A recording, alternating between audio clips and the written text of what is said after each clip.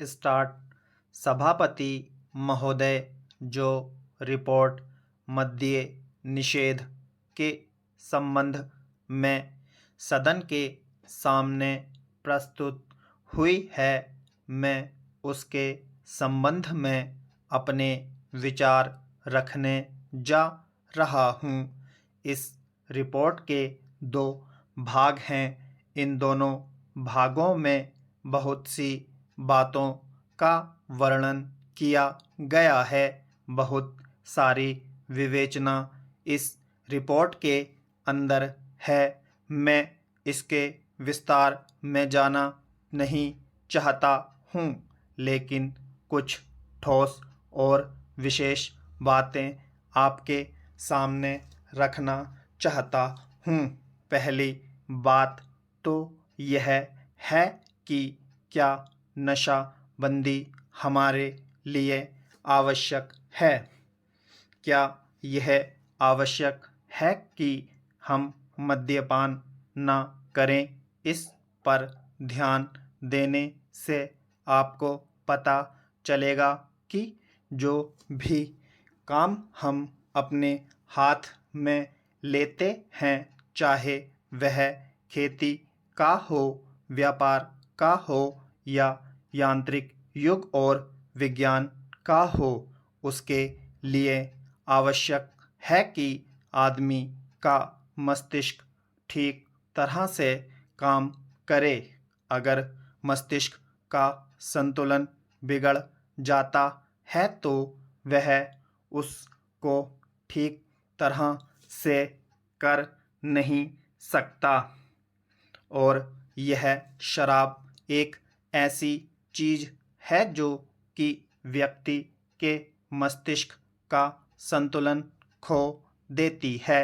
इसीलिए हमारे देश में हमारे नेताओं ने यह आवश्यक समझा था कि अगर इस देश में सामाजिक और आर्थिक जीवन का संतुलन ठीक रखना है, लोगों को किसी चीज़ का ज्ञान देना है, किसी चीज़ को उन्हें सिखलाना है, तो उसके लिए आवश्यक है कि इंसान का दिमाग ठीक रहे।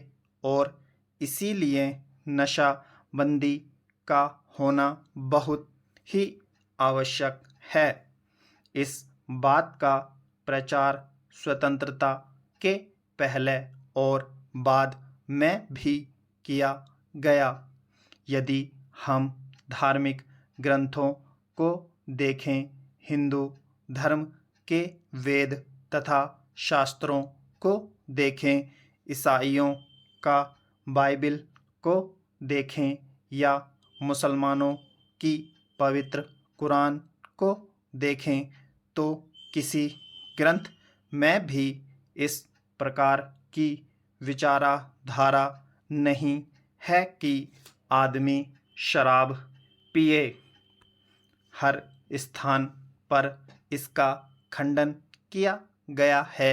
सभी महापुरुषों ने, चाहे वे लोकमान्य तिलक हों या महात्मा गांधी जी हों, जो कि इस देश के सामाजिक और राष्ट्रीय जीवन के लिए अग्रसर थे, उन्होंने भी इस बात का खंडन किया है और कहा है कि नशा इंसान के लिए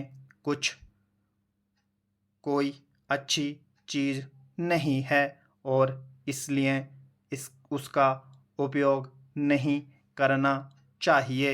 मैं आपके द्वारा इस सदन का ध्यान दिलाऊंगा कि शराबबंदी को जहाँ जहाँ भी ढील दी गई है, वहाँ पर देखने से पता चलता है कि हालत कितनी खराब हुई है। स्टॉप।